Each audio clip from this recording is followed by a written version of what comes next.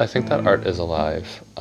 It's like connection of awe and appreciation of beauty. I think you can find that in a lot of things. It changes, it grows, right? It's defined differently by whoever is consuming it, and producing it is never really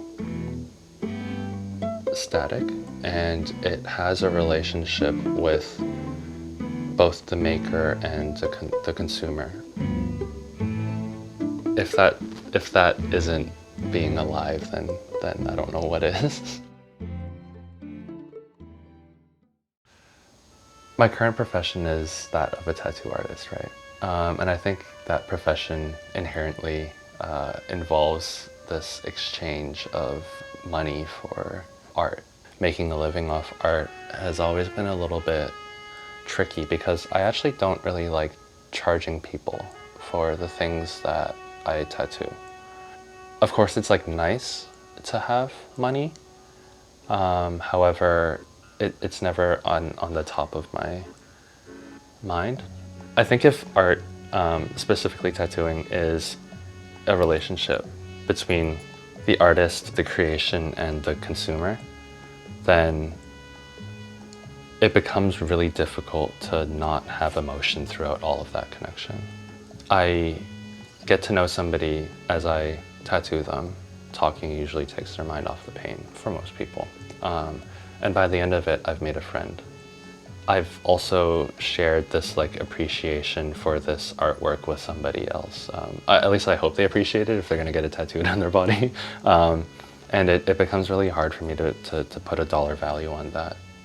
It becomes hard to charge a friend, right? Yeah. I think there are certain cases where it's like, maybe this client I didn't really get to know. This client like doesn't seem to like appreciate the art. That's when I don't feel as much of a problem. If they don't feel that like really strong connection that I sense from other clients, then like I have less of a problem charging that money. But I think when art comes alive, like we said earlier, when it starts to make changes and brings people together, that's when I find it really difficult to actually charge money. Yeah, which is really backwards. Like it's or at least backwards from like how most people see artists making a living, right? Like standard model is artist makes beautiful art, it connects with a lot of people, and you charge a lot of money for it. But in that model, it only goes to one very wealthy person, right? Where does the artist stand in that relationship, right? The artist made something really beautiful and then sold it for a high price to somebody that really appreciated the art. Does the artist know the consumer? Does the consumer actually know the artist as a person outside of just an artist?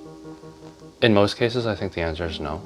I think there's like a fetishization of the artist from a consumer standpoint, right?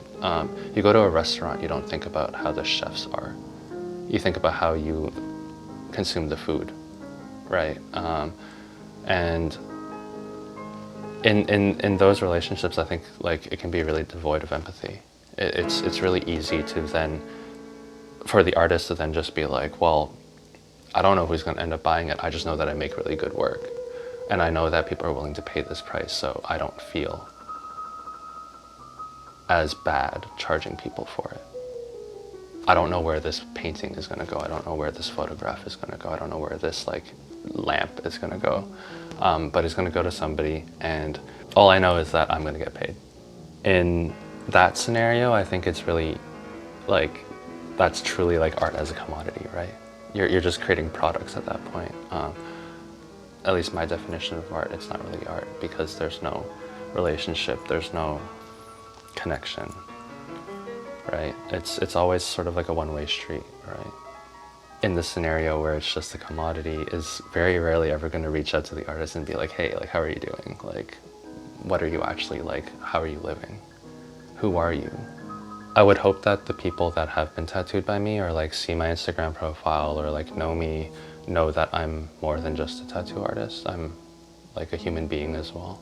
I would hope that they would want to get to know me as a human being when they come to me for my art. It's like the opposite of the meditation experience. Instead of I am one with the world, it's like, oh, I am one. And there's a balance. And